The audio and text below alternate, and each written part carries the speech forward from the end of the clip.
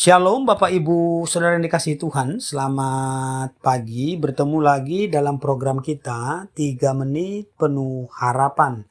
Bulan ini kita akan membahas tema yang baru, yaitu tentang mujizat yang kedua yang dikerjakan oleh Yesus adalah menyembuhkan anak pegawai istana. Kita akan baca dari Yohanes pasal 4 ayat 46. Dikatakan begini Bapak Ibu.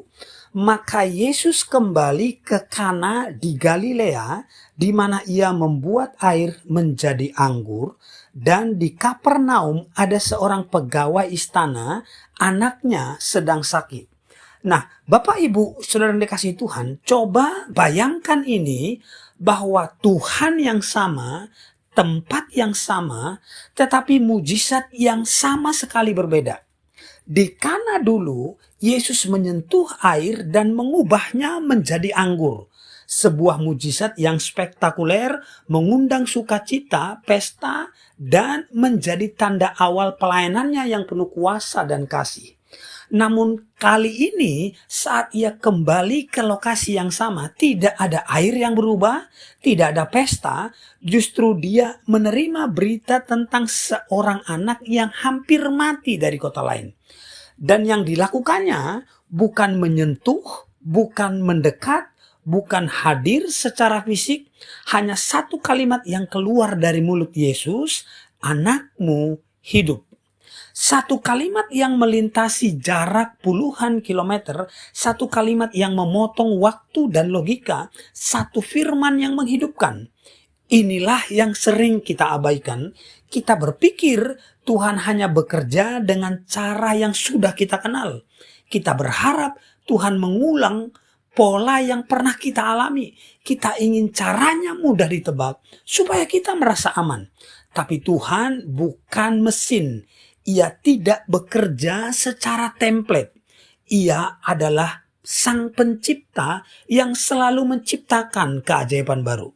Setiap mujizat adalah karya asli disesuaikan dengan musim hidup kita, dengan tekanan batin kita, dan kondisi iman kita. Tuhan tidak pernah kehabisan stok mujizat. Karena mujizat bukan produk yang diambil dari gudang, melainkan ciptaan baru yang muncul dari kasih dan hikmatnya yang tidak terbatas. Kita sering berharap Tuhan menolong dengan cara yang pernah Dia pakai dulu. Tapi kenyataannya Tuhan justru sering menolong dengan cara yang sama sekali baru. Dan justru disitulah kita bisa benar-benar melihat betapa besar dan luar biasa kuasanya. Tuhan tidak harus mengulang untuk membuktikan kuasanya.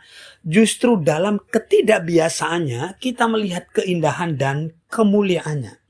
Ada satu quote berkata begini Bapak Ibu, jangan pernah berharap mujizat Tuhan datang dalam kemasan lama.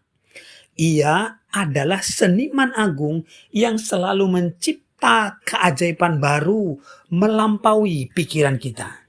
Jadi kesimpulan dari firman Tuhan buat kita di pagi hari ini, berhentilah mencari mujizat lama. Saya ulang Bapak Ibu, berhentilah mencari mujizat lama yang pernah kita alami.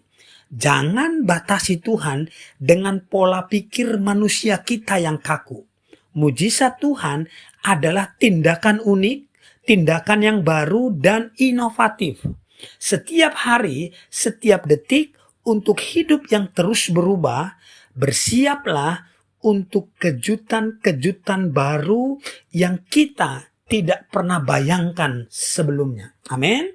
Demikian kebenaran firman Tuhan. Semoga memberkati kita dan shalom.